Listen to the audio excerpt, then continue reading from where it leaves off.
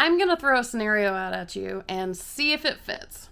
You are new to new-ish as a real estate investor. You've studied, you've got educated, you know what strategy you want to do, and you're ready to find a property. So you go out property shopping. And all of a sudden, you're finding sellers aren't calling you back. Communication sucks. Whole gamut of things that seem to not be working. And maybe you start questioning yourself, am I doing it wrong? So I want to address that because I have so many coaching clients call me with this exact concern. They think they're doing something wrong. So here's what I tell them, and here's what I'm going to tell you. Just a little bit of information for you to know as you're getting started as a real estate investor. 2 things. The first thing is applicable all the time.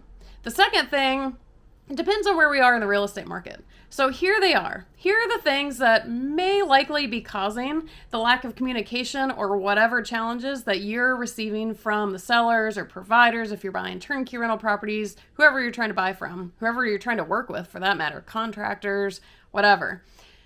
First and foremost, real estate investing is kind of a circus. There's not really a lot of checks and balances in it. Everyone can become a real estate investor. You don't have to have a resume to become a real estate investor. Everyone is allowed in this industry, which on one hand is absolutely fantastic. On the other hand, it also means that people can be really challenging to work with. It's just kind of part of the industry. And honestly, it's not always about getting the deals. It's about navigating the industry as a whole. In my book, Not Your How-To Guide to Real Estate Investing, Life Lessons on Hacking Your Mind Before You Hack Your Wallet, I have an entire chapter that breaks down the dynamics of this industry. And part of that is because there's no checks and balances, no resumes required, you don't even have to have a high school diploma to be a real estate investor. Odds are that you're probably going to work with a lot of people and have to deal with a lot of people who may be really good at what they're doing. Flipping houses, bird dogging, wholesaling, contracts, negotiations, whatever they're doing, they might be really, really good at it. Communication doesn't always fall into that category of things people are good at. It's a different skill set than putting drywall up if you're rehabbing a house. So communication skills and customer service skills and anything that may be causing you a headache, if you're noticing a lack of skills in some area, guess what? It's part of the industry. It has no reflection on you and how you're approaching it. Your job is to learn to navigate this. How can you deal with these people that are hard to deal with? That's part of investing. The second thing that may or may not be applicable depending on where we are in the market, but it is, this video is in 2022, it's absolutely applicable right now. We're in a seller's market. When we're in a seller's market, quite frankly, sellers kind of don't need your business because they have lines wrapped around the block of people trying to buy their properties. So what do you do in that case? I don't know. You got to get loud and feisty. You got to get creative. How are you going to get these people to sell you this property?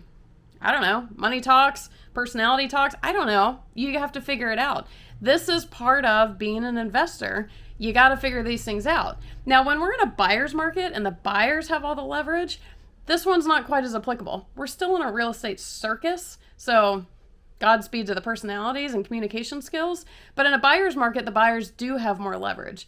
But in a seller's market, you're not anyone's priority. Sorry. So you have to get creative.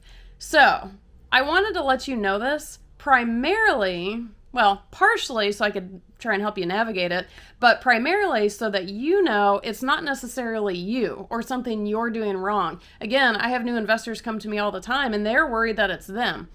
It's not you. What's the famous phrase? It's not you, it's me.